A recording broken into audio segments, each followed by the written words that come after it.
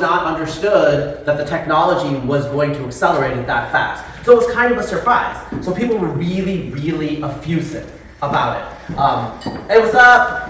Hey, what's up? Thank you. I'm sorry about the address. It's okay. No worries. Yeah, he sent me the wrong address too. Now I'm distracted. Anyway, so I'm just like bringing that up. So there was a lot of effusive talk. Francis Collins in particular went on Charlie Rose and said, "Oh, we're going to cure cancer and all this stuff." Okay, it's 2023, 23 years after the draft of the human genome. We obviously have not cured cancer. A lot of the things that they promised did not happen. Other things that they did not anticipate did happen. And so in a lot of this talk, I'm going to talk about things that they didn't anticipate that did happen. And a lot of it is what I read in my Substack. Basically, a lot of open questions in human history are now closed because of genomics, its application to archaeology and ancient DNA. But first, I want to give just some perspective about where we've come in genetics. In 1983, I read an article in the New York Times where they were talking about how many genes do we have. They were thinking maybe between 100,000 and a million. Actually, it's 19,000. Nobody knew anything about genetics back then. There were like 200 genetic positions known in the human genome in the 1980s. Today, like I can tell you all 3 billion of my positions. So we've come orders and orders of magnitude in just 2 generations. And when the human genome was initially actually begun, a lot of people were not sure it was going to be completed because they were not sure that it was technically feasible because they started a project without the technology to actually complete it. They were just hoping.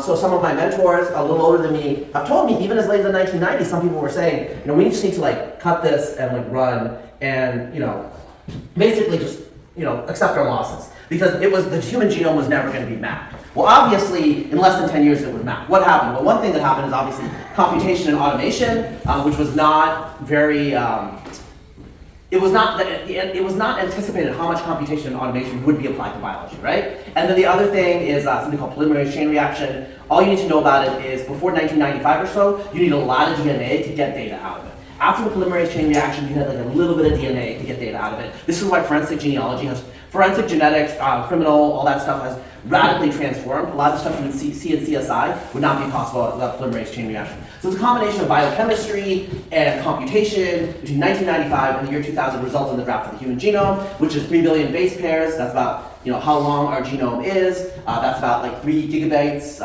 in raw text, if you care about that. And so that was one human genome. Partly it was Craig Venter and it was other people. Really it was kind of a synthetic of a bunch of people. We had that one human genome and it cost $3 billion, okay? Today, you can get your own whole genome for $200. Okay, so I have it. I have my whole pedigree. My oldest son was sequenced before he was born. So we've come really, really far from blue sky science of like billions and billions of dollars to basically a consumer product. But the problem is, we haven't cured cancer. We haven't done a lot of things with this consumer product. As a consumer product for most people, it's not actionable. Part of the reason is we need to progress more on the science. And then part of the reason is we have regulatory, cultural, and structural barriers to actually integrating the information technology and the biology that has advanced as a basic science over the last generation. So I have a startup called Generate. You guys can look it up online. We're a platform as a service and basic business to business. The goal is to actually bring all of this stuff, all of this science into application, into public health, into medicine. And there's a lot of things we could do. I'll give you a concrete example of what genetics is doing and where it's going to go and why it's a big deal. Like a lot of technologies, people overpromise for the short term and probably under-anticipate for the long to medium term. A couple of years ago, actually like 3 years ago, I wrote a piece for this magazine called Return. I forgot about it. It didn't have a title at that time. It was commissioned by someone that some of you may know, Lomez. I didn't think about it. And then it came out, and recently it's on the internet. And so this is something I wrote 3 years ago. Actually, it was in the middle of the early COVID, okay? And I said a few things, and some people criticized it, like, oh, people always say this, the science is going to transform everything, and nothing ever happens. Well, it turns out in those 3 years, multiple people have been cured of sickle cell anemia. And so when you have a disease that is monogenic, that's Mendelian, that's due to a single position, we now can map it with whole genome sequencing, which we couldn't do a generation ago, okay? We couldn't even imagine it. Not only didn't we have the map of any given human in the abstract, of the human genome, now we can actually look at everyone's individual genome and figure out where you're unique. So for example, this guy has 5.5 million positions that are different from the human genome reference. Like that's the average, right? So everyone's between like 4.5 to 6 million, okay? And so like that's your uniqueness. And now we can get it for everybody. And what do we do with it, right? Most people don't have congenital diseases, so obviously you're not going to do CRISPR gene editing, but depending on how you estimate it, like around 5% of people probably do, okay? Like I have one myself, it's autosomal dominant, it's treated with medication, it's not a big deal. But if I could fix it with a gene edit, then the pharmaceutical companies would have some revenue that was lost. So it's not a trivial issue in terms of economics and in terms of public health delivery. So sickle cell is being targeted because it's a single gene that causes massive issues in a lot of people. Cystic fibrosis is being worked on in dogs. I anticipate that it will be cured operationally within the next 10 years. ALS may be similar. So when I say cure someone with cystic fibrosis that gets treated with some sort of transfection that does a gene editing insertion, they are not going to be a marathon runner, but they will have a normal life expectancy. This is not impossible. We've seen these things in our, in the 20th century, obviously with antibiotics, most of you guys know that. But do you know that life expectancy for people with type 1 diabetes went up 30 years in about 20 years? And a lot of that had to do with, synthetic. Well, initially they figured out insulin, and they used pig insulin, sometimes cadaveric, but I think mostly pig insulin. But they found that synthesizing artificial insulin with bacteria with human genetic inserts, that was one of the first genetic engineering triumphs. You give people insulin, they live for a long time. Life expectancy is still like 5 to 10 years lower than average, but people used to die of type 1 diabetes in their 20s and 30s. Like a lot of kids didn't make it out of their teens. So that's transformed the lives of many, many people. I mean, I think most people in here probably know someone that has type 1 diabetes. You might not know it because it's not as big of a deal. A lot of these, basically a lot of the delivery and other things are way better than they were even when I was a kid. Okay? So this is the sort of thing that's going to happen in the next 10 years. I'm excited about it. I think it's going to be a big deal. Are we going to cure cancer? I don't know. But what we are going to do is start sequencing everybody who has cancer and their various cancer genomic lines. So one of the problems with cancer is it's obviously heterogeneous. It's not one thing. And when you have one human genome sequence, it doesn't really do much. But when you can actually sample from individuals' different cancer tissues, you can actually target. Steve Jobs was one of the first people that actually paid for this. I think it cost him hundreds of thousands of dollars. Today, it would be it's basic raw data value. I think would be $1,000 or something. So it's feasible. We're going to have a lot of data soon. We're going to have to figure out how to use it. And I'm really passionate about it. I'm excited about it. I think there's money involved. Healthcare is 25% of our economy. We need to make it better. We're getting older, and honestly, we're sicker than we used to be for various reasons, right? In terms of what we eat, how little we exercise. Okay, so this is kind of where are we going to go forward after the Great Disappointment? Because there was a Great Disappointment. People like Francis Collins and Craig Venter, they said a lot of things in the early 2000s because this is one of those issues. They're not going to go to jail or be penalized if they're wrong. But if they were right, they'd be called visionary. So they just went out and just said it, right? Okay, but what did happen is, what I've been talking about is the future. So genetics and its utility in the future in your personal lives. What about genetics in terms of the past? So one thing that you can do with genetics is obviously you are the tip, you are the node, the terminal node in a vast genealogy that goes into the past, right? Abstractly, you guys know this, there's a family tree goes back, and you are the end point of it. With the human genome, you have 3 billion base pairs of those, about 5 million of them are variable, so that's a lot of information all of a sudden of your genealogy. And so you can use that to back project in a way that you couldn't with previous genetic techniques. So to give a concrete example, Italian geneticist L.L. Cavalli Forza published a book that was based on his whole career's work from 1945 to 1995, and there's about 200 markers that he used. So these are 200 genetic positions to write a 1,000-page book, and that was his whole career, right? So I have in my MacBook Pro, I have a bunch of whole genome sequences with 3 billion positions, and I have thousands and thousands of people with 600,000 positions, which is from a gene chip, okay? So the amount of data that we have is orders and orders of magnitude more than we had 25 years ago. It's a lot of data. And what can we do with the data? What can we learn about the past? Well, another thing is, not only can we take the tips of the living people here and infer about the past, DNA is a very robust macromolecule, right?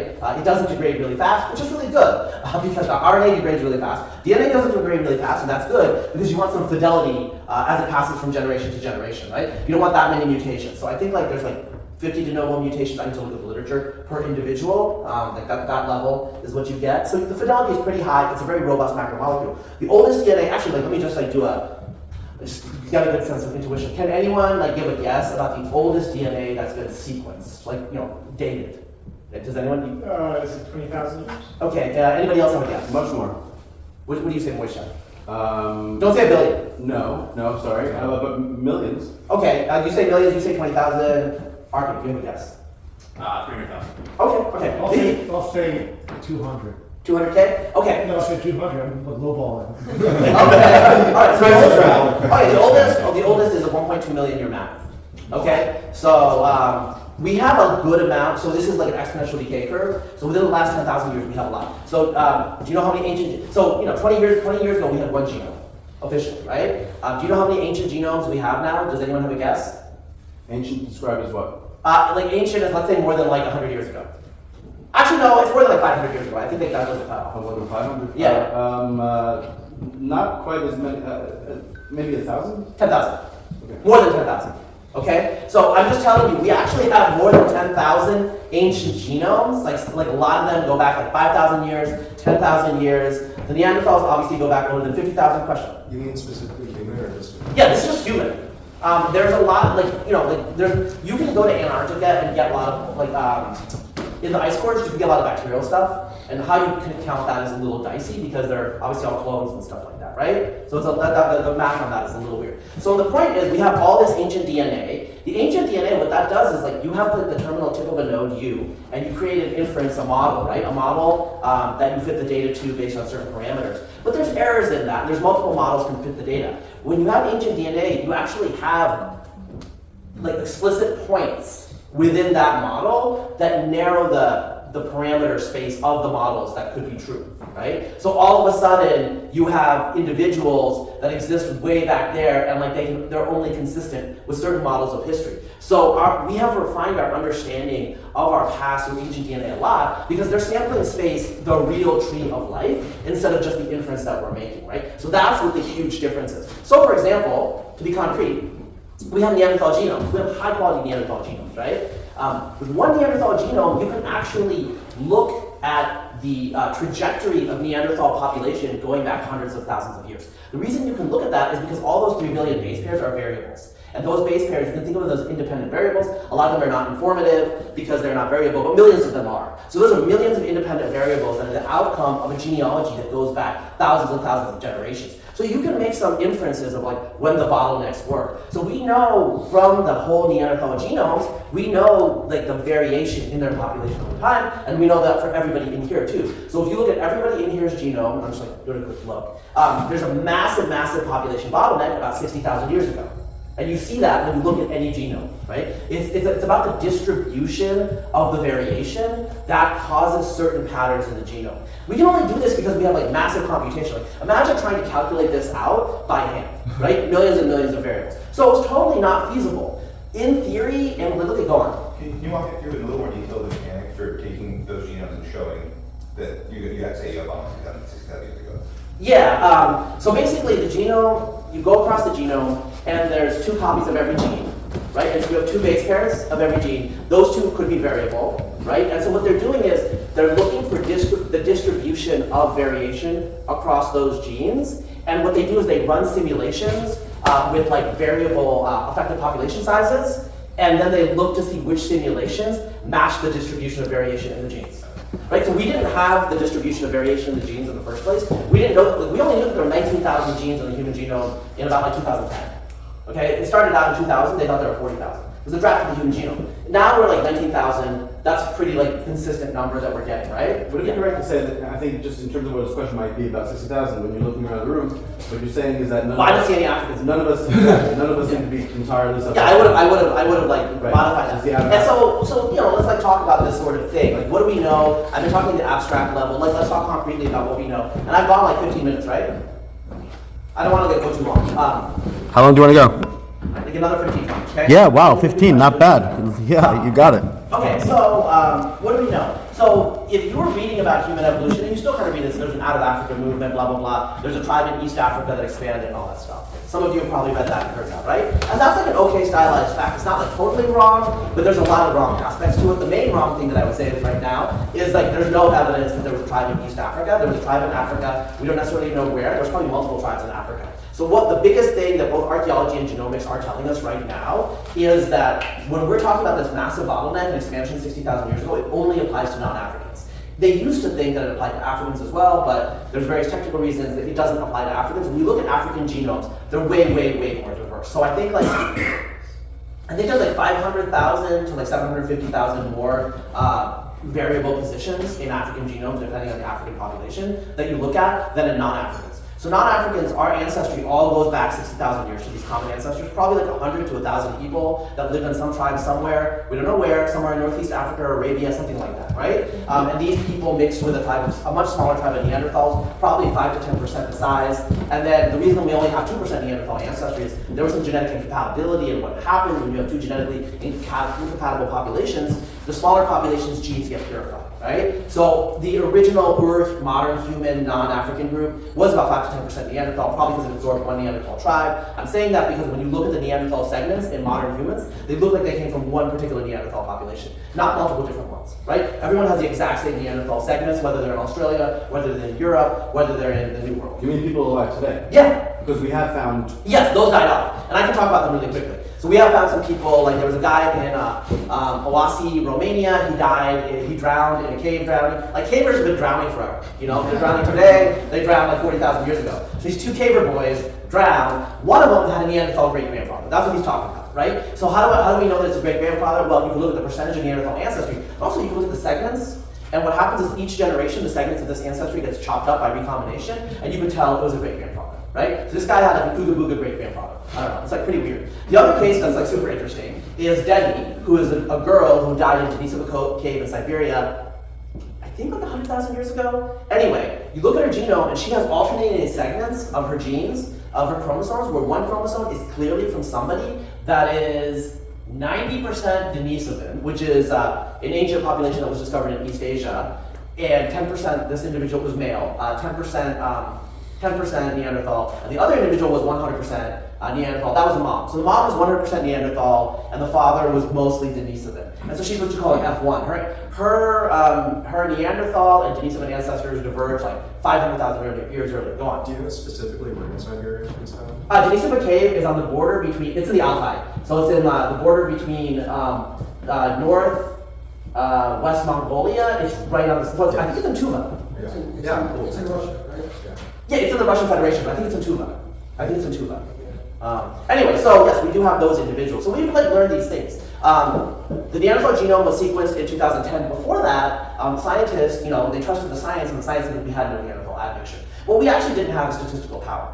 Okay, so I can tell you, like I read the papers at the time, and very, very smart guys at places like Max Planck and Stanford were writing articles about how genetics proves there's no Neanderthal ancestry. What genetics just actually proved is that we didn't have statistical power. But I guess the reviewers there didn't realize that. Some geneticists did, and you can see other people's papers where they're like, we don't have statistical power to say these things. What happened is they got the Neanderthal genome out, they looked at it, and they're like, wait, why does everybody outside of Africa have segments from this individual? Right? And so when you have the genome, you can't really argue about it because it's not theory or inference. It's just a quick match. You just check it, right? So we figured that out. So people have been fucking forever. So it turns out that Denisovan ancestry is found all over Asia at low fractions, like 0.2, 0.1%. And in Papua, in Oceania and Melanesia, it's like 5%. So why is this going on? One thing about the Denisovans, and we know this from genomics, is that there are a bunch of Denisovan populations. Neanderthals, there's one population. All the Neanderthals that we get seem to be really genetically homogeneous. They come from a really small population that crashes and expands over and over again between the Altai and the Atlantic. And then they go push as far south as Israel when it gets really cold. Okay, Denisovans, it looks like they split apart really early on in East Asia. So there's some Denisovans that are like 400,000 years apart. That's more than any modern human. So Poisson, Bushmen are about 200,000 years apart from all other humans. Okay, so the deepest split in Denisovans is twice as much between Poisson and other modern humans. And so that indicates that Denisovans are very, very diverse. They diverge, like you can kind of say they're different subspecies, and different Denisovans were absorbed into different modern human populations. It looks like the people in Papua have like 3 types of Denisovans in them. So in sequence, they were absorbed, right? So what does this tell us? One thing that I will tell you is before 2010, there were arguments amongst paleoanthropologists and geneticists. Some people would just say, look, humans would obviously never have sex with archaic humans. Look at them, I'm not actually joking. I'm using literal quotes, okay? And then other people would say humans have sex with sheep, which is that was actually a very fair point. So for me, the question was never whether we had sex. Actually, knowing men, I was 99% sure that someone was gonna do that, whether based on a dare or what, but it was gonna happen, right? It was whether it was viable. I will tell you guys, in 2006, I looked up the literature on embryology. There's 2 types of placenta mammals, invasive and non-invasive. And I think we have invasive placenta. Anyway, I'm not an embryologist, but anyway, what I figured out was primates have the type of placenta that is less correlated with hybrid incompatibility. So there's different levels of hybrid incompatibility in mammals, and we're actually in one of the lineages that's more compatible. So I mean, most of you know there are tigons and ligers, although they're mostly sterile, you know? So it's like, mammals have issues compared to other organisms like birds with hybridization because of gestation. Okay, that development is a major issue with like two lineages crossing, but it turned out, you know, our species was one of those that you should expect that there'd be hybridization. Well, there was hybridization. Now, it's not perfect. Modern humans, there's no lineage, and people have looked, no lineage where the crosses cause hybrid breakdown, where you see purification, where you see like genes being pulled out of the genome because of negative interactions. That clearly happened with Neanderthals. Like we have a lot of evidence that Neanderthal genomes, or Neanderthal genetic segments were purged out of our genome. And that's partly because we have genes from 40,000, we have individuals from 40,000 years ago from Europe. They have more Neanderthal ancestry, right? So this is not an inference. Like you can make that inference based on modern DNA, but it's like, you know, it depends on what your parameter specifications are. But we actually have whole genomes from there, okay? So, you know, we figured out a lot about paleoanthropology within the last 15 years, and this is obviously nothing that Francis Collins or Craig Venter thought about because they were not the ones who were working on, you know, forensic, like, very clean DNA rooms where contamination was a big issue. Geneticists have figured out, oh, if you get like, I think the hyoid bone, and then obviously the tooth people knew that the inside of the tooth should have DNA, but there's like particular bones that have a lot of DNA. And so now, which one did you say? I think it's like the hyoid bone. It's in the ear. Just so you know, by the way, the Talmud says that is the longest standing, that come the resurrection of the dead, it'll be from that bone. Okay, you know what? We don't need Jewish conspiracy. That's Epstein's bone that was broken. That like proves that he was, you know, strangled, not. Oh, okay. Yeah, the highway. Yeah. Okay, yeah, so it's been in the news so people know. But, I mean, I'm more interested in it for like the ancient DNA. So I mean, I'm gonna move on to like. This is wild to hear, but Yeah. I'm gonna move on to modern humans because we have a lot of things that have been answered. So I'm gonna like talk about like one specific thing, and that's Europe, because most people look European in here. And so I can tell you guys something that's interesting that we figured out. So, or geneticists figured out. Okay, so 20 years ago, you would read about Europe, and there would be arguments based on the genetics, based on the modern DNA, because people are trying to look at the distribution of modern DNA and figure out the past. And they would say, oh, well, like, are Europeans descended from Mesolithic hunter-gatherers, from the Ice Age people? Are they descended from farmers? And they were like back and forth. And you know, people were certain, they acted really certain in the papers, but really nobody really knew. And this was one of those issues where I think everyone, actually I knew that most people did assume this, that you were never gonna really find out. Because like, we never thought that we would get DNA from these people. We got a lot of DNA now. Okay, so like the answers have, like the questions have been answered with like surety. So for example, Mesolithic hunter-gatherers of Europe. So for example, like, you guys know about the cave paintings in Altamira and all, okay, those people are mostly gone. Okay, modern Europeans are not descended from those people. There's a little bit of that in modern Europeans, but not very much. The Magellanians left a very minimal signature, okay? They were overwhelmed by another group, Epipaleolithic people from the Middle East, in most of Europe. These people are Mesolithic hunter-gatherers. They're the hunter-gatherers that were in Europe when the farmers showed up. Those people are mostly gone too, okay? And those people are very interesting looking. They did admix with the farmers and leave some lineage. The main thing you see in modern Europeans from the Epipaleolithic hunter-gatherers is blue eyes. So they all have really dark skin and blue eyes. So they look like totally unlike any modern population. So I'll be concrete. When I look at like the samples that I have from the Mesolithic, about 90% of them are predicted to have blue eyes, okay, which is higher than any European population outside of Estonia today, right? And so what happened is the farmers show up. The farmers, unlike the foragers, have light skin, like kind of olivey skin. It's probably so we have phenotypic predictions because, you know, mostly for criminal reconstruction, but you can use it on ancient DNA too. So they have like olive skin, dark eyes, dark hair. Genetically, these early farmers are most similar to modern Sardinians. It's probably what they kind of look like, right? And so they overwhelmed the continent. They built things like Stonehenge and all that stuff, right? Megaliths and all that. They came out of the Middle East. They came out of Western Anatolia mostly, and they overwhelmed the hunter-gatherers. If you read the War Before History, that book is really great. It talks about certain parts of Europe and Northern Europe. There were actually like, it was quite clear that there were like almost like civilizational wars. Like there were no man's lands. There's like pits. There was speculation about whether these farmers were like peaceful in the past, like maybe matriarchal. No, we know that they were patrilineal because they buried themselves in longhouses. And by the way, the longhouses that Bap talks about is inverted from the real longhouses. The real longhouses were very, very patrilineal. All the males buried in those longhouses have the same Y chromosome. The women have different mitochondrial lineages, which they were brought from elsewhere. So, and also they masturbated each other a lot. So, whatever, Malthusian conditions, scarce resources, they fought constantly. So these are the Neolithic farmers. In Northern Europe, they were mostly exterminated, actually, by Indo-Europeans that came out of the steppe. And so what we have in Europe is multiple waves of conquest, extermination, and elimination. So in Sweden, if you go to Sweden, you'll see, I think dolmen is what they call them, these like big megaliths where people are buried. Those are created by a culture called the funnel beaker culture that's descended from the farmers that came up through Germany. They brought agriculture to the north. The interesting thing there is if you look at modern Swedes, there is zero evidence of funnel beaker ancestry. Like zero. Like they literally killed them all.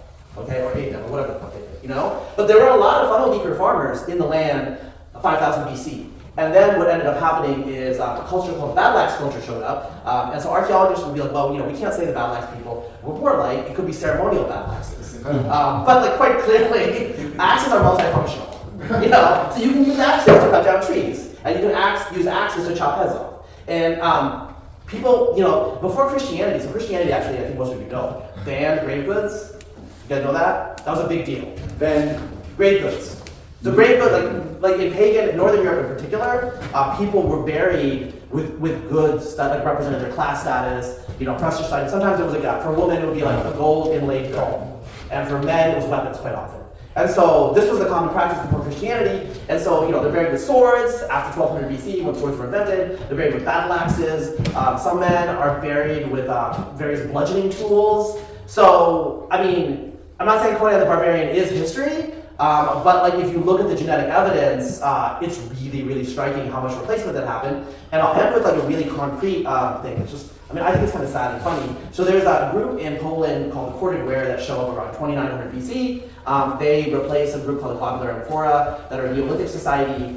And so archaeologists over like 30 to 40 years, they created this thesis, this idea. What's up? Hey, good to see you. Yeah. Wait, I bet you're urban. That's right. Okay. Yeah. Anyway, so he's Latinx. Yes. Anyway, so archaeologists created this theory of how globular amphora pots turned into corded ware pots, and actually it was like a cultural transition that was an evolution. And there was no migration, it was a cultural evolution in situ, right? So, geneticists get in there and they look at the DNA and they're like, oh, within a 100-year period there's total turnover. Basically what happened is the corded ware people are 75% Yamnaya, which is a group from Ukraine, and 25% globular amphora. That globular amphora tends to be clearly mostly maternal. So the Y chromosomes in Poland 5,000 years ago are usually I2, and then about 90%, and then within 150 years, the Y chromosomes are R1A. Okay, so that was a total turnover of men. Multiple waves of men show up. Some of the women were obviously kept alive. You guys know about the rape out of state by women. So what's up with the corded ware pots? Okay, this is what really happened. Yamnaya people are nomads. They had baskets. They didn't have pots. If you look at the baskets, and there's not that many baskets that are preserved because baskets they degrade, right? But there are some in some swampy areas or whatever. You look at the baskets, the corded ware pots kind of look like the baskets. So what happened, and in the Baltic in that time, it does look like pottery making was women's work. So probably what happened is globular amphora women, they have to make the pots.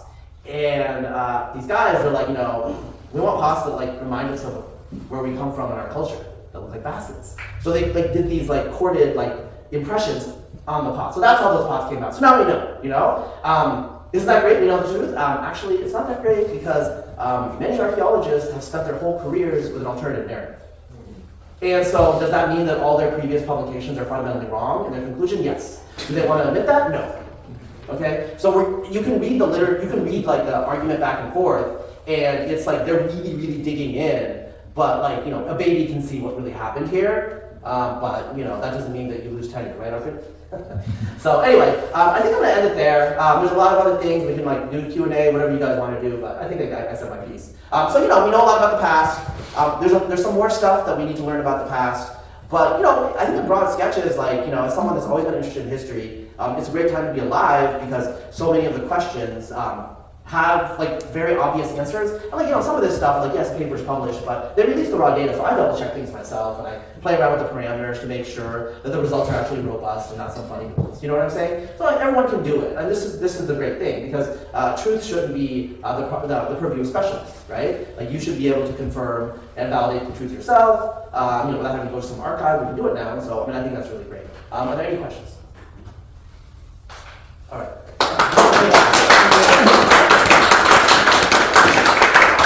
Yes, I saw a paper this week where they've taken like some type of deer from the Denisovian cave, and they soaked it in salt water or some type of Yeah, I think I saw that too, yeah. solution, and they actually were able to pull out Mitochondria. from an ancient woman who must have been that question. Touched the bone 20,000 years ago. Yes. That to me seems pretty fantastical. Yes. But does this mean we should start soaking everything in saline? And are there any potential ways or other areas or other bones we could be? Yeah, it's not just bones. They also got DNA out of like basically chewing gum, like whatever they use as chewing gum in Sweden, 8,000 years ago. So they're getting like DNA out of a lot of things. So how do I say it? The main issue with worrying is contamination. Denisova Cave is great because it looks like it wasn't occupied. This was actually a Paleo-Siberian woman, but it looks like it hasn't been occupied for a long time. So a lot of the issue is contamination. DNA, like I said, is really robust. They're getting DNA out of things like the detritus, like the lower layers of Denisova Cave and other places.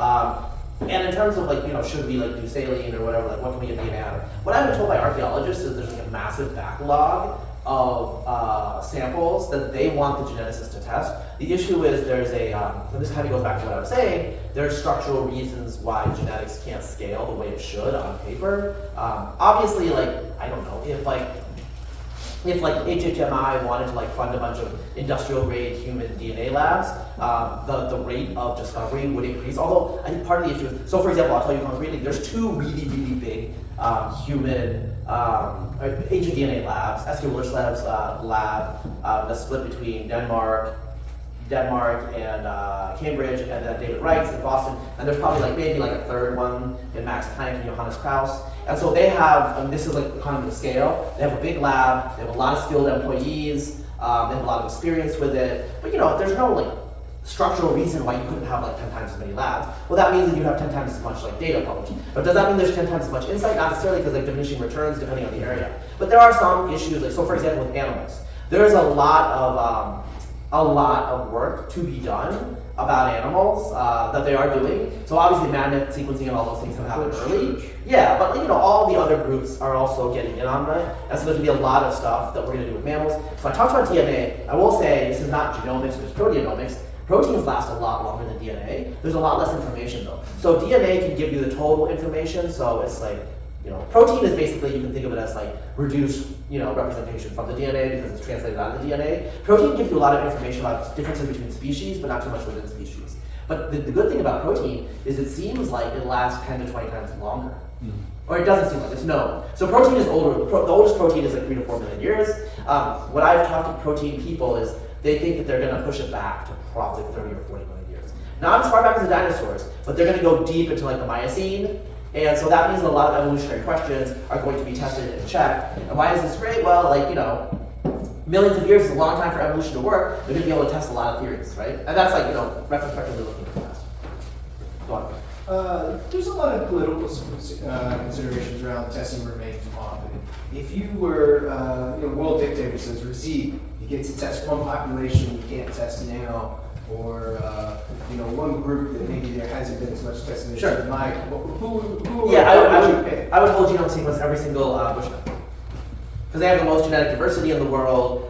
So all these bottlenecks that I'm talking about, there's a really stringent bottleneck outside of Africa, but modern Africans as a whole also went through a bottleneck that was gentler. The Khoisan went through the gentlest bottleneck, so they're the most genetically diverse. So for example, a stylized fact, it's a true fact, if you take a northern Chinese person, a northern European person, and you do a diff, I'm not going to use the word for software, that's what we do in software, you do a diff across the 3 billion, that diff will have the same value as between 2 random San Bushmen from the same tribe.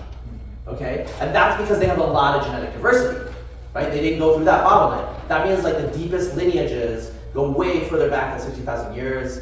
Actually, like, a lot of our lineages go back pretty far, but the bottleneck purged a lot of stuff, right? And so it homogenized it in a way. But yeah, RP, you had a question. Yeah, what's going to happen with Malaysia, right? So you've got with Malaysia, like right? So you've got like it seems like multiple Denisovan populations crossed over. So you've got Philippines, you've got Okay, so this is weird. Like, can I answer? Because I think I need to know, because it was open-ended, but there is a lot going on. Okay, so basically, you're talking about Malaysia, which is, so some of you probably know, like maybe most of you do, before 11,700 years ago, we had the Pleistocene, and the sea levels were way lower. Well, everything in, like, south of Bangkok was actually a savanna. So that's Sundaland. Everything between Papua and Australia was kind of like a low marshy zone, / savanna. So that's called Sahul. But Malaysia is the zone in the middle between Australia, the Australian continent, and the Asian continent. So Sulawesi, East Timor, Flores, stuff like that. And it's very ecologically interesting. That's where Wallace, hypothesized, natural selection at the same time as Darwin and stuff like that. It also turns out Southeast Asia seems to be a hotspot for human lineages, okay? So Africa, we all know about, right? And I didn't go into details, but it looks like there's a lot of stuff going on in Africa. Okay, what's going on in Southeast Asia? So you have the hobbits. The hobbits are clearly Fluorescence. So they were discovered in 2004. There's a lot of arguments about whether they were real or not, whether they're pathological. They're clearly not pathological. There's a consensus now. They're really like midget, like humanoid, population with tiny brains. It turns out that there seems like there's a very similar lineage in Luzon, Homo luzonensis. So that was discovered like last year. You had Lake Erectus in Java. So Erectus is like really, really like 1 million years ago. They basically have the build of modern humans, but their faces look super ooga booga, like way more than Neanderthals. So you have Erectus. It looks like you have 3 Denisovan like subspecies in Southeast Asia. One in the mainland, one in like Malaysia, and maybe one further east. Just looking at Papuan genomes, right? And so like 1, 2, 3, Erectus, 1, 2, and then you had early modern humans. So the modern human lineage that we have now, 60,000 years ago, is branched off from Africans. Obviously, it's an African population. You guys all know that. But it looks like that there are other paleo-modern populations that left Africa earlier. So there is evidence from an Altai genome, Altai Neanderthal from Denisova Cave. I think that dates to 140,000 years ago. There are segments in that genome that look much closer to African than Neanderthal. And so when you pull that out and you do a phylogenetic analysis, it looks like it's a Paleo-African population split off at about the same time as the Khoisan. So about 200,000 years ago, there was an earlier wave that went to Asia. There is some evidence in places like Borneo that there were modern humans, like 75,000 years ago, which is a little too early. Little too early for what they call the Upper Paleolithic expansion, about 60 to 40,000 years ago, okay? So it's really complicated. I think Southeast Asia is such a hotspot because it's very similar to the African. It's like a big tropical zone that has rainforest plus savanna. Even if it's like hot and wet, you can get whole genomes from ancient humans. Like you get 10,000-year-old boy. I mean, he didn't live 10,000 years, but he died 10,000 years ago. That was buried in Cameroon, and we got the whole genome from that guy, right? And Cameroon is like really, really fucking hot. So there's a lot that's going to be going on in that space. I would anticipate like other Denisovan genomes. With Neanderthals, we have samples from Spain, Yugoslavia, the Caucasus, and Denisova Cave. So we understand Neanderthals pretty well. There's still more to be learned because like they lived there for like 400,000 years. They have 400,000 years of evolution, right? So, yeah, let's start. I'll go back to you. So, just following some of the Asian populations and just difficulty. So, two-part question. First of all, I guess there was a rumor of a Hyksos paper. When's that Hyksos paper coming in? And are they going to find out? I think I remember you saying that the mummification process destroys Yes. DNA. Yes. And we found a way around that. It was just Yeah. Okay. So he talks about the Hyksos. The Hyksos are the pharaoh that enslaved Joseph, probably a Hyksos. So the Hyksos are West Asians that occupied the Delta, and they created a dynasty during like the intermediate period. I think after the Then elevated Joseph. Huh? Yes. Elevated Joseph. Yeah. Well, also enslaved, but yeah, whatever. Enslaved. But basically, the Hyksos are West Asians. West Asians that show up, and they created a dynasty after the fall of the Middle Kingdom and before the New Kingdom. And so, like, what's their origin? Like, could they be like Indo-European? Like, they brought the chariot, it seems, into Egypt. So, I mean, I don't know when that's going to happen. A lot of the Middle Eastern stuff seems to get caught up in politics. Also, like, when ISIS happened, okay, that probably set back Mesopotamian ancient genetics by a decade. Because, like, no fucking geneticist was going to go to Iraq. And guess what? Like they fucked like the Mosul Museum. There was stuff in there that would have been useful, right? So I mean, it's just like you can't predict that, right? You can't predict that. I've heard that there's Sumerian genomes coming out soon. I don't think they're gonna be like show their aliens or anything. That's my prediction. But I mean, I'm excited because like that's So in terms of Egypt, he was asking about Egypt, and I'll go to you. Yeah, like so the Egyptian mummification process is great for preserving obviously the physical characteristics, but it's like horrible in terms of denaturing DNA. Okay? And so that's why you haven't gotten that much out of Egypt yet. They're still working on it. I think the key would be to find individuals that had like, a lot of like non-degraded bones, right? But yeah, I mean, I'm a little surprised that, so there's some ancient Egypt work that's come out to in 2017 and a few other places, but I'm a little surprised that there hasn't been anything yet in 2023, although the pandemic did slow a lot of things down. A lot of scientists decided to do a lot of self-care, and for a couple of years there, I'm just gonna be honest about like what I heard and saw. They didn't really do much, okay? They don't want to go out to the lab because like they could catch COVID from the sample. I don't know, I'm just joking. I don't know, I gotta laugh about it because it kind of pissed me off, but you got a question? Yeah, mine's more projecting into the future, like I guess like broadly, like I'm sure you're aware of like Gattaca, the movie. I don't know how like broadly as like a concept, like it's a very utopia. That's the utopia. Well, like, yeah, I saw it a long time ago, but I know like the general concept of like, because you mentioned like consumer genetics before, and like it's. I'm in that. Like I'm in the space. Okay. I did it. My oldest son is the first human who was sequenced before he was born. 2014. Like check out MIT Tech Review. I was on NPR and stuff. Almost got like kicked out of grad school. But I guess you, as far as like the diabetes stuff goes, it sounds like it's been like kind of widely accessible. But like further into the future, like I don't know if you're like aware of like Nick Land. He kind of deals with he's like cited me a bunch of times. He's like very kind of apocalyptic at times about it, with like in terms of like free market access to genetic like. Yeah. So this like, what is your opinion on that? Yeah. Like, how do you see it going into the future? Yo, Moishe, do not cancel me. Oh, this is for you, man. Okay. And also for whatever money I can get out of not publishing it for you. Okay. This guy knows. So, there is a lot of stuff that's happening in this space that, well, actually, I don't know what you know, but stuff's happening that people don't know. Okay? So, like I would just say it here because this is, there are wealthy individuals whose names many of you would recognize who have used genetic screening for traits like IQ. Okay? On their embryos. They have. Spend $100,000 or whatever. The companies that do it have to be on the down low because they'll get blowback as like eugenics companies, which they are. But they have to be very careful. But they're doing it. They're doing it here. They're doing it in Asia. They're doing it in the Gulf, obviously, and it's not mass scale. So I mean, is it gonna be the purview of Silicon Valley like tech billionaires? I don't think it will be for that long. If you can get like a 10-point IQ boost just through like sampling from 10 embryos, that's what they say. I mean, if you want to like inquire, like I can hook you up. So like that stuff is already happening. If we wanted to like make a project as a society, we could do it. So China is weird. Like I'm gonna talk about China, which like this is kind of like low confidence, but. So they project that they're not into this stuff, and they persecuted He Jiankey for a little while. They put him in jail. Now they let him out. I was talking to a journalist friend. He's like, I don't know what the fuck's going on in China. I'm hearing weird rumors of really fucked up shit. So they might be doing Dr. Moreau stuff. I don't know. He started a company. He just started a company.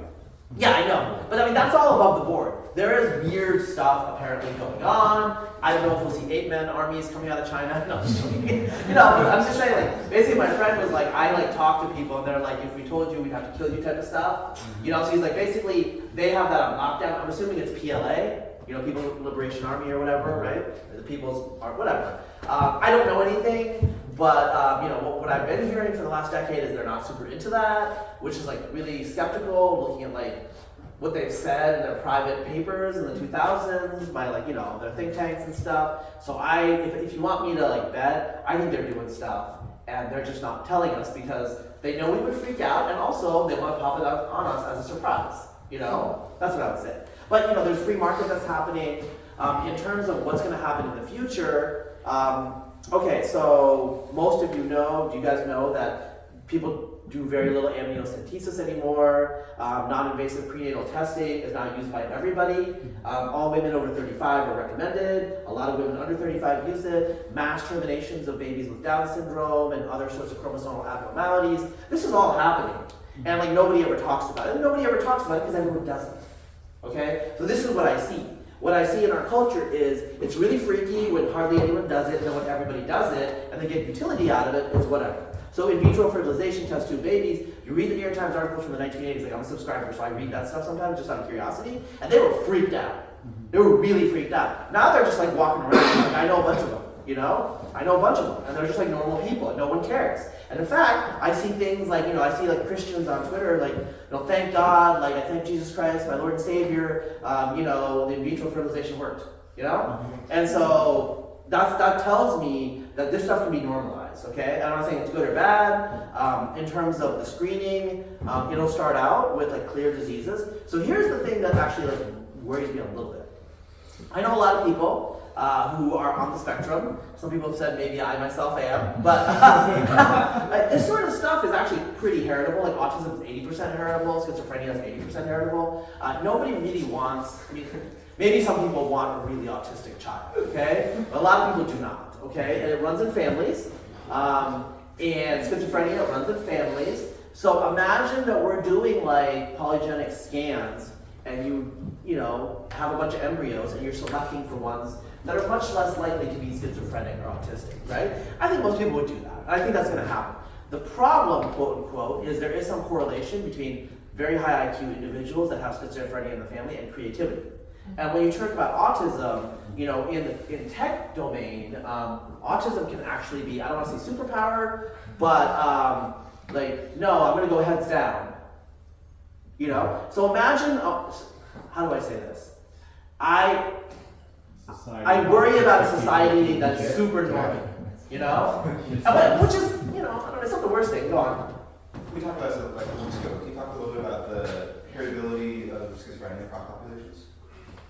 So across population stuff is like a little controversial, but my understanding is that heritability is pretty much the same, although the schizophrenia rates vary between different populations somewhat. Schizophrenia seems to be, last I checked, a lot of it is just like background mutation that's happening, but there is some selection of some of the alleles that are going on, and nobody knows why. I think the best analogy would be like the ones that cause homosexuality. In people who aren't homosexual, they tend to be more promiscuous. So it's basically just like makes you really want to have sex, and sometimes, you know, you hit the wrong target, you know, but like the math works out because the fertility of the individuals who don't become gay is higher than the average person. So with schizophrenia, I'm assuming in certain individuals that have a certain genetic background, it does increase your creativity in certain ways, and that probably makes you, it might be like you might be more likely to be Genghis Khan type person, right? So let's talk about cultural evolution really quickly. Humans are conformists and we are very good imitators, and so social cognition is a big thing. The issue is, you know, it's very hard in most environments for you to figure out everything by yourself, and so you want to imitate people that are experts, right? Mm-hmm. So if everyone is very, very conformist, though, the problem is when there's an exogenous shock, there's a new condition, you're fucked, right? So you need some people within the system that are oddballs, because the oddballs are always doing suboptimal things and exploring the parameter space, and then when a new condition happens, the oddball might have the solution. And so the best analogy to explain this would be sex. You know, in lineages, in species like ants, where asexuality routinely evolves, asexual lineages are always young. And that basically means they tend to go extinct a lot. The reason they go extinct a lot is because they're monocultures. And so when a disease shows up, they just all die. Okay? But in the short term, their reproductive output is actually considerably higher than sexual lineages because males are a waste. We don't produce eggs, stuff like that. Right? And so I think some of the oddness in society, probably from a group perspective is actually beneficial, but from an individual's perspective, people with schizophrenia and autism in the family are probably going to select against it. And so this is a coordination problem that we have as a society, and I don't really know how to solve it because I'm not going to tell someone who has a history of autism or schizophrenia in their family that they can't do screening. I'm just not going to. I have history of schizophrenia, I have to say, but not like a lot, just some. You know? How good is GWAS for autism in the sport? So the GWAS, so there's a lot of GWAS. So GWAS is basically like pinpointing the genes, right? And so that's a separate issue from heritability. Heritability is the summary, right? Polygenic risk, right? Yeah, so I think that they explain half the heritability going off the top of my head. They will go to full heritability. So part of the issue is they don't have the whole genome. Once you have the whole genome, you can actually explain much more of the heritability. But right now, most GWASs are going off arrays that have 600,000 markers, right? So this is just a technological thing. We will overcome that technological hurdle. So there's two parameters that you need to focus on in a lot of these discussions. The amount of the genome you're sequencing, which like once we get whole genomes for most people, that will be done. We have total information on that, and the sample size of your training set. So some of these characteristics, you need hundreds of thousands or millions of individuals in your training set to actually get the full range of variation, because a lot of the variation is due to rare mutations, not common ones, right? So a lot of the stuff with autism and schizophrenia is probably going to be family or pedigree or lineage based, and obviously most lineages have not been whole genome sequenced. We don't know those variants. We will.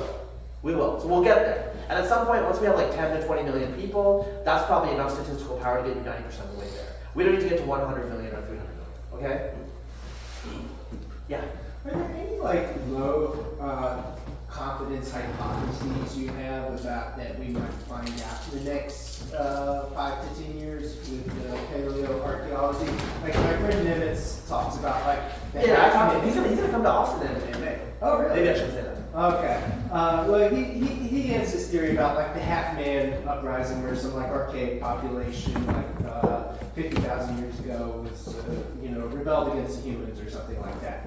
Are there any like kind of far out theories? So I think ancient DNA might answer this. Peter knows? Yeah. So I think ancient DNA might answer this. I think I don't even know if this is far out. I think like it's not crazy that Denisovans or some archaic species came from the New World. Right? And if we discover to North America. Wow. Really? Yeah. Wow. I mean, I'd say low confidence, but it's not 1%. I would give it like 5 to 10. Okay. That's kind of what I was looking for. Yeah. This might be kind of a silly far out question, but do you have any like thoughts on like theories about like a large like world flood like 10,000 years ago? Like, Well, you know the Black Sea theory, right? No, I don't. Okay, so there's a book from like 25 when I was a kid.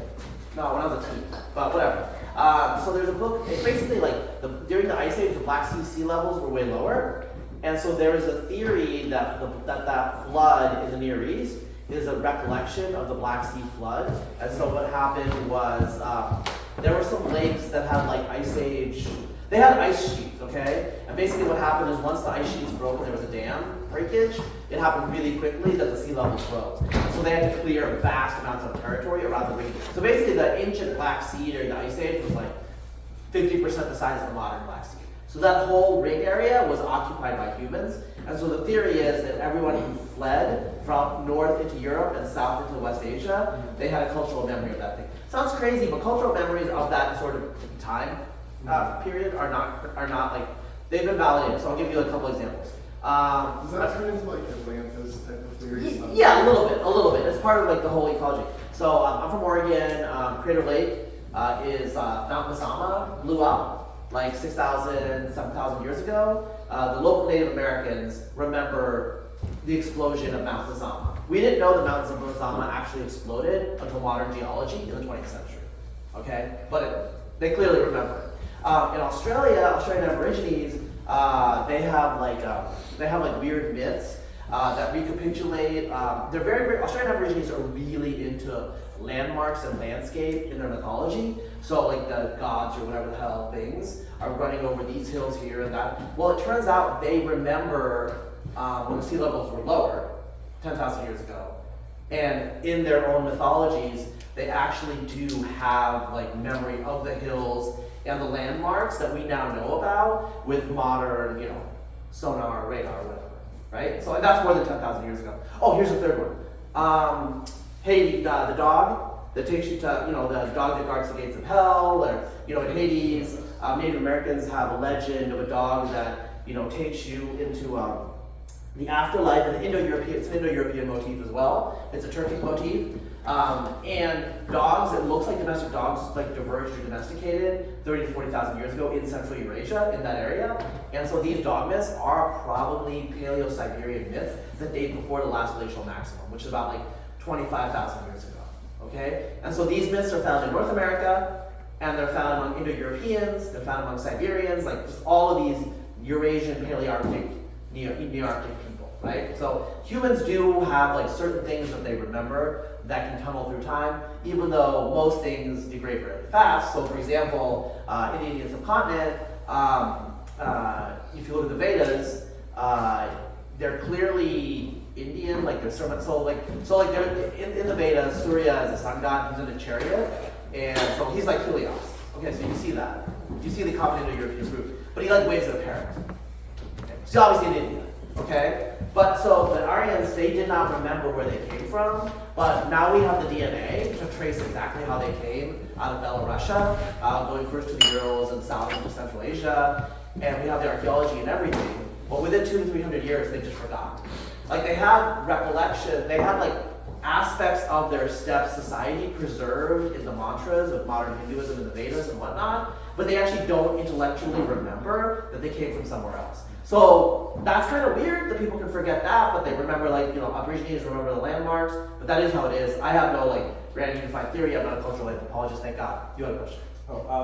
So this is back to the field of like consumer genetics. So what thing that people like aren't really talking about right now do you think would be like most likely possible in the next like 10 to 25 years? The 10 to 25 years? I don't know about consumer genetics, but what's kind of consumer? In 20 years, we will be able to do recreational adult genetic modification in an actionable, non-trivial way. There's already people like Joe Zahner, who is doing stuff like that by CRISPR injection, but this is all just for fun and games. There's not really much happening. Some people go to Belize. What is he doing? Like, can you specify? Like, I don't remember what he's doing, but they're like to make him like stronger or that. They're not binary. Oh. But anyway, sorry.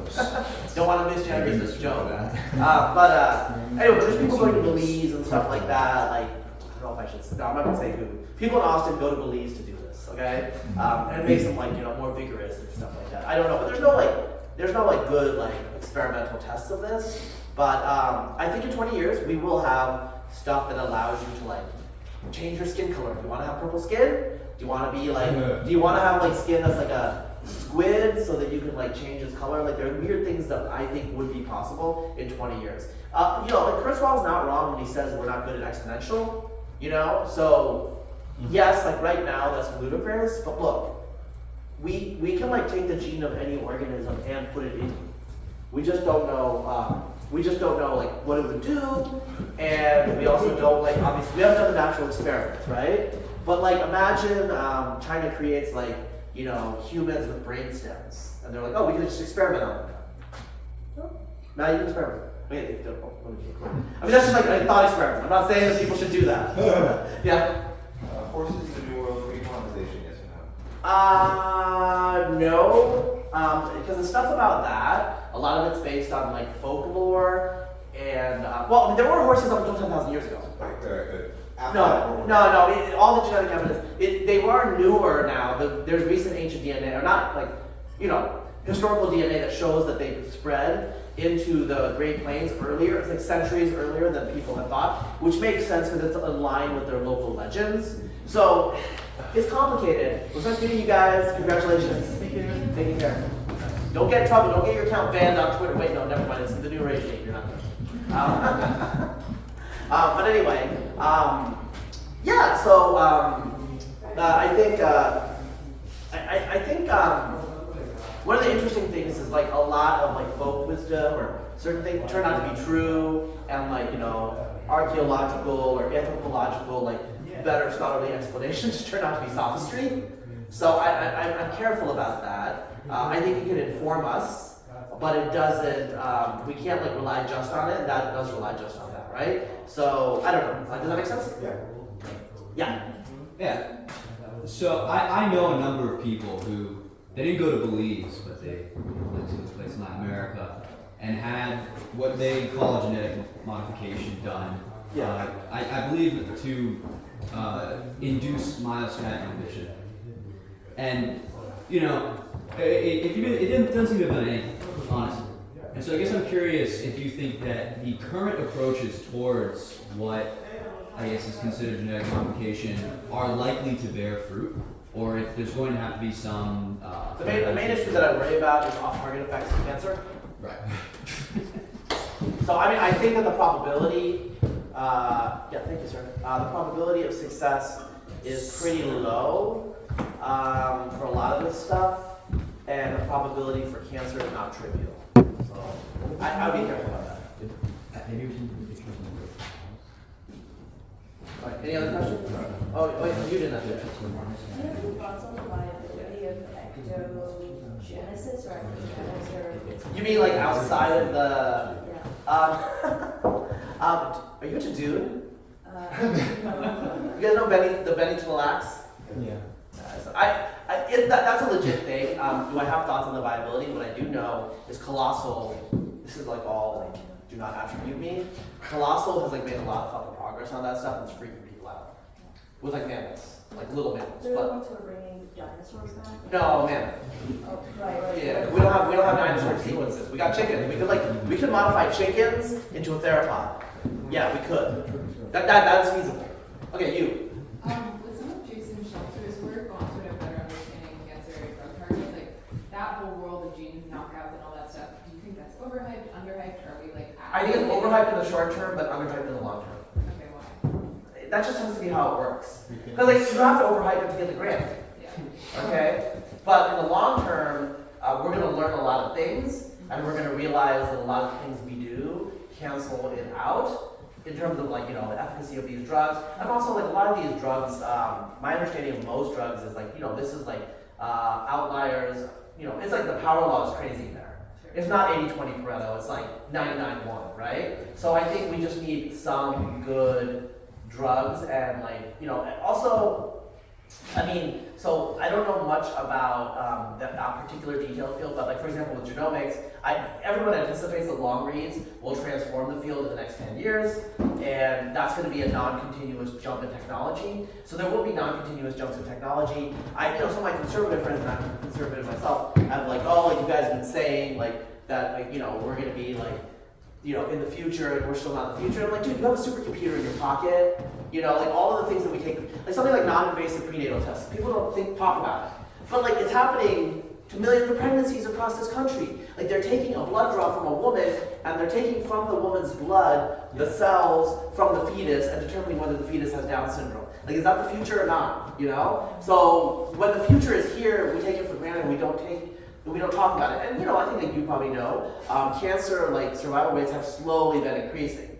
You know, if we just keep pushing it, you know, we'll do a much better job. A lot of the morbidity in the United States is self-inflicted through obesity and other things like that, right? So I think we do have the possibility of having a better future. We just need to grasp it, right? And in terms of whether we should listen to all the hype from scientists, of course not, because like they're self-interested, right? But we have like the legacy and the precedence of what science has done. We've gone to the moon, you know, like we've done vaccinations and all these other things.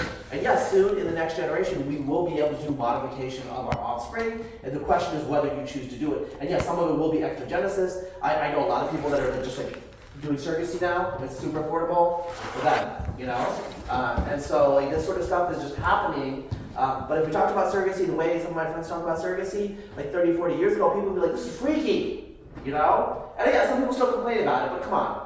I think most of us in here know that it's going to happen, because you're never going to tell people no. I mean, some countries try to ban it and you just go to another country. You think that these people can't fly to another country and do this? No, they're going to do it. You know, there's going to be like surrogacy countries that people go to, just like they, you know, do money laundering. But actually, you were going to. Yeah, so speaking as not just a conservative, but as a rather militant reactionary, I want to destroy all of this stuff. And we saw the anti-human elements of it. Well, have you read Dune? What do you? I know. I read Dune. I just finished reading Dan Simmons' Hyperion. You know, I'm you know, thinking about this stuff for a long time. most important thing I think I've ever read touching on this is C.S. Lewis's Abolition of Man. Okay, yeah. You know, Yeah. so you Yeah, know, we're there. We're Yeah, abolishing. yeah. One generation is going to determine the entire future of humanity when we hit a tipping point in terms of self-creation. If I had to bet, I think we will like if our civilization doesn't collapse and regress, we will speciate into different species. That's what I'll bet. Okay. Now that's not what you want to hear. I'm just like telling you what I think will happen. Right? Do I want that to happen? I'm ambivalent to like no, but I also don't see how we're going to stop it without like a legitimate worldwide government. The Eloi and the Morlocks. There's going to be dozens. Well, okay, so Valerian Jihad, I'm fine with that. Yeah. You know, I will lead it and die in trenches if I need to. What do you think is a pressure point? I guess in terms of maybe you could say like cultural symbolics.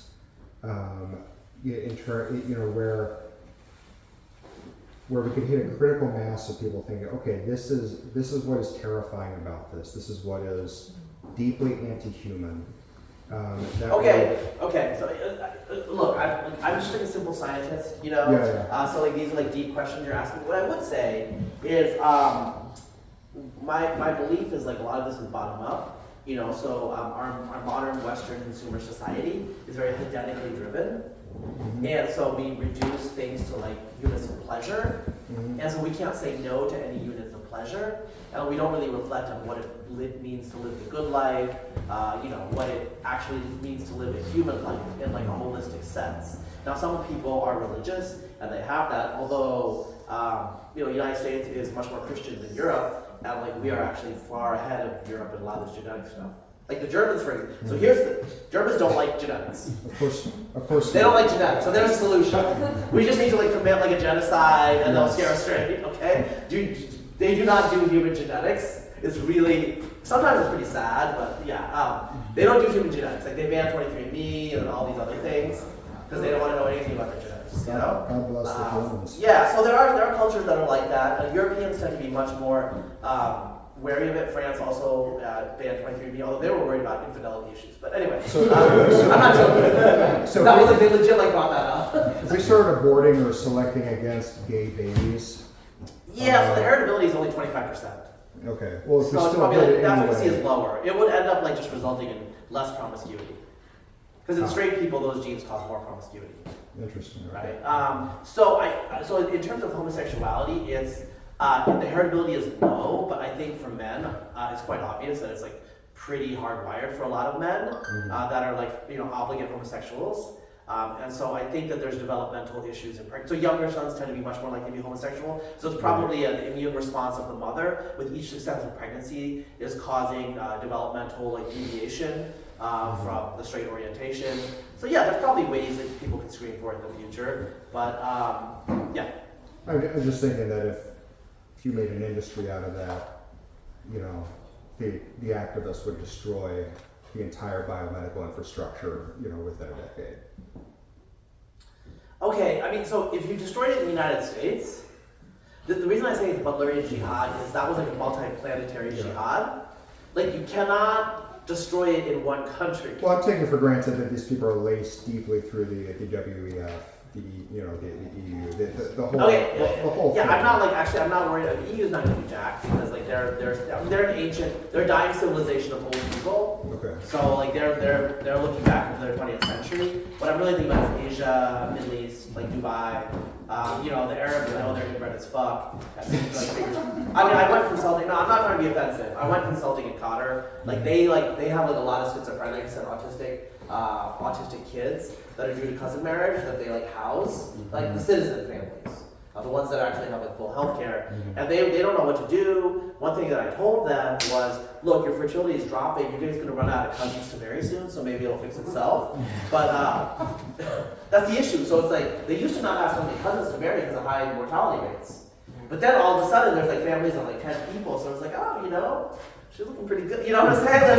There's like 16 cousins to marry. You're gonna find one of them, right? So they started marrying their cousins over multiple generations, and so they're just like really inbred. And like you look at their faces, you can tell some of them are really. You can tell. But yeah, there's like they keep it on the down low because like it's kind of a social shame. But they know, like the leaders of the Arab countries, they know, and the wealthy Gulf countries in particular, because they can do something about it. But they can't change the culture, so they're trying to do fixes. You know, so like they want to do like scans of their whole brain scans of their whole population, do genome-wide association with that, do whole genome sequencing. Usually it's like one of the sheiks or one of the tech enthusiasts in one of the royal families pushes it for like 5 years, and then like, you know, they decide to go hunt falcons too much, and then like the funding disappears. That's not a joke. That's like a real story. But they really like falcons there. I was actually brought in on like a falcon and camel sequencing project once. Interesting dinners, but conversations. Falcons are worth much more in the Gulf than humans. So like they suppress when they pay ransoms for falcon kidnappings. They suppress that information because their people would flip out that $2 million are being paid for a tiny little falcon. You know? Because like, they don't want their people to know that they value the falcon that much more than the people. You know? But like there's like groups of like falcon kidnappers that operate in northern Saudi Arabia, and they really target Kuwaitis. But anyway, because they like drive into Saudi Arabia, they don't know what's. Anyway, I just know way too much about it. He was complaining about it. Like this like sheik who wanted me to like sequence his falcons was like going off about it. He's like, they kidnap our falcons, they're so cruel. And like, okay, but they like flew me out business class, and they were like giving me like a lot of money for 3 days of work. So like I did a straight face. But like I just wanted to crack up because like I was gonna cry. I'm sorry, it's a little bird, you know? It's not even a nice bird. Like it wants to like rip your eyes out. You ever seen an auction over there for pigeons? They auction off pigeons for tens of thousands. Yeah, pigeons and bustards. Like, yeah, I know way too much about it. Oh, by the way, one thing I guess, just you were afraid you were implicating yourself in something, which is surprising because you've implicated yourself in such much worse things in the past, Chet. So, Chet, you with me? Wait, okay, you know what? Like nobody knows that. That's a deep cut. I know. No one's gonna find it. So, so I'll implicate myself as well. I really tried very hard to get you a tooth that I thought was a mixture, possibly of Neanderthal and Homo sapien. Yeah, the people are always like, people are always like, oh, I know this one guy who's a checker at like Safeway, and I think he's a Neanderthal. I'm not a paleontologist, but every paleontologist. No. I mean, I had the tooth. Oh, okay. I dug it up myself in Turkey. I went to a location, and I was planning to bring it to you. Okay, well, don't bring it to me. I'm not one of those guys. I'm just trying to implicate myself in the video, so in case you think that you're going to get in trouble, I'm in more trouble than you. Eventually, they tried to trade me over to ISIS and whatever kind of shit, but I don't have the tooth. I'm sorry, and it still bothers me to this day.